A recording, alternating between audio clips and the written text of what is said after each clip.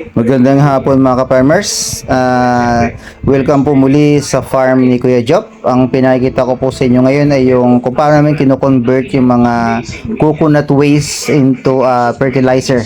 Yan po yung coconut waste na yan ay gagamitin namin bukas kasi po ay magtatanim kami ng lakatan na seedling na nasa polybag.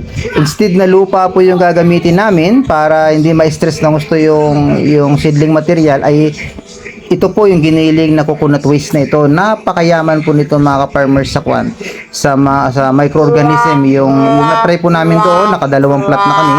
Ang gaganda po ngayon, 1 month pa lang, ang lulusog po ng tanim, talagang halos dark green po yung kanilang dahon.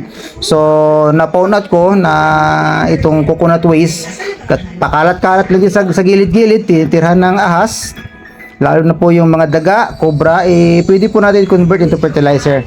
Ito pong machine na yan ay na-develop po dito sa farm ni Kuya Job. So, yun po.